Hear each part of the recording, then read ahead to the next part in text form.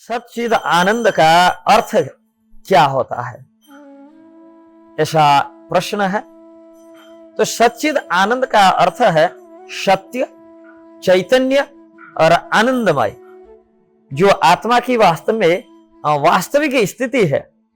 यह आत्मा की जो भगवत स्वरूप भगवान श्री कृष्ण के अंश होने से, जिसे सच्चिदानंद विग्रह, ईश्वर परमा कृष्ण सच्चिदानंद विग्रह कहते हैं संहिताओं में, कि श्री ब्रह्म संहिता में भगवान श्री कृष्ण सतचिद और आनंद स्वरूप के हैं, कि ईश्वर परम कृष्ण, जो ईश्वर हैं, जो परम ईश्वर हैं, वो श्री कृष्ण क्या है, वो सच्चिद और आनंदमय है।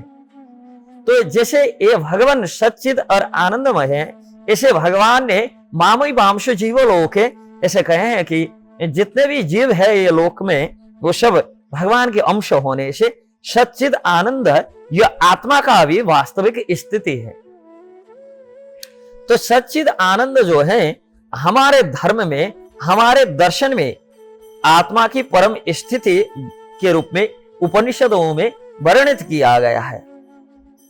क्या यह तीन जो शब्द हैं, सत, चित और आनंद, इसका जो समास जो मिलकर यह आत्मा की शाश्वत और शुद्ध स्थिति का विवरण देते हैं।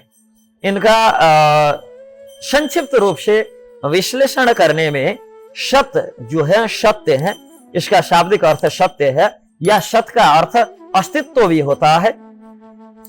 यह आत्मा की शाश्वतता और इसकी अजरता, अमरता की जो प्रकृति है, यह दर्शाता है। और इसका जो सत का अर्थ है कि जो हमेशा है, जिसका कभी आदि मध्य और अंत्य जिसका नहीं है, वो कभी जो नष्ट नहीं होता है, यह आत्मा की अनंतता और शाश्वतता की स्थिति को इंगित करता है।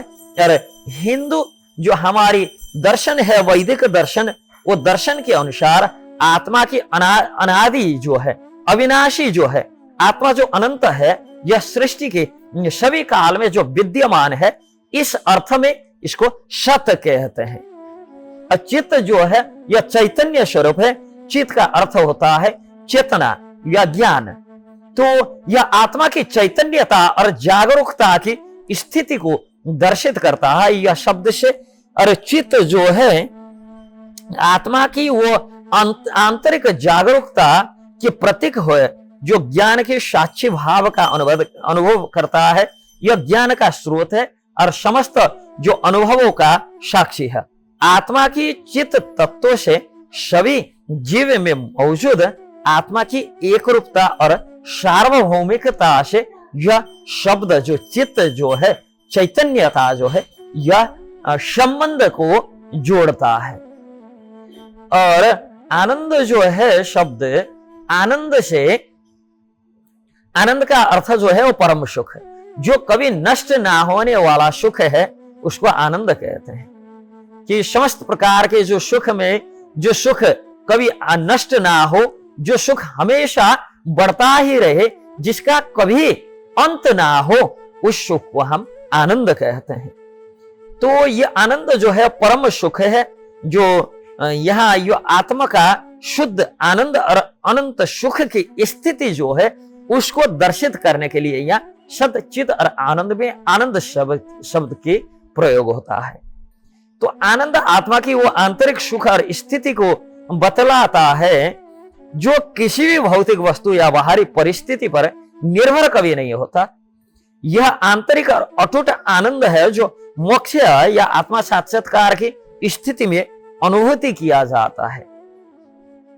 तो सच्चिदानंद की समग्र अर्थ के रूप में सच्चिद और आनंद जो है शब्द आत्मा की उस शुद्ध और परम अवस्था को वर्णित करता है, जो सत्य, जो चैतन्य और जो आनंद से परिपूर्ण हो। ये अवस्था जो है, ये भौतिक जीवन में बंधन से मुक्ति होने पर ही इसकी प्राप्ति किया जा सकता है।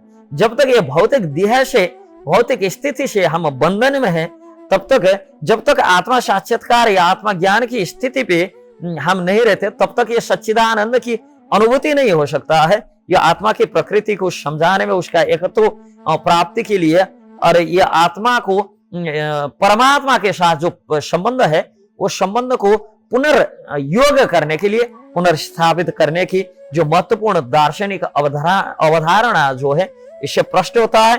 जैसे उपनिषदों में सच्चिदानंद का उल्लेख आत्मा की वास्तविक प्रकृति और ब्रह्म के साथ उसकी जो तदाम्यता है उसको वर्णित करने के लिए किया गया है। उदाहरण के लिए हम तैत्तिरीय उपनिषद में सत्यम ज्ञानम अनंत ब्रह्म इस प्रकार देख सकते हैं। और भगवद गीता में भगवान ने न जायते म्रियते कदाचिन आदि रूप से बताया गया है।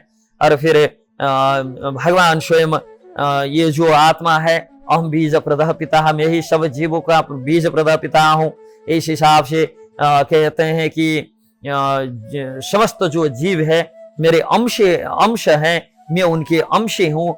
इस प्रकार से सच्चिदानंद आत्मा की जो परम स्थिति को दर्शाने वाला महत्वपूर्ण जो दार्शनिक और आध्यात्मिक उपनिषद एवं वेदों की जो सिद्धांत है, यह आत्मा का शाश्वतता, चैतन्यता और आनंदमय स्वरूप को प्रकट करता है, जो भौतिक संसार में अस्थायी प्रकृति से पर है।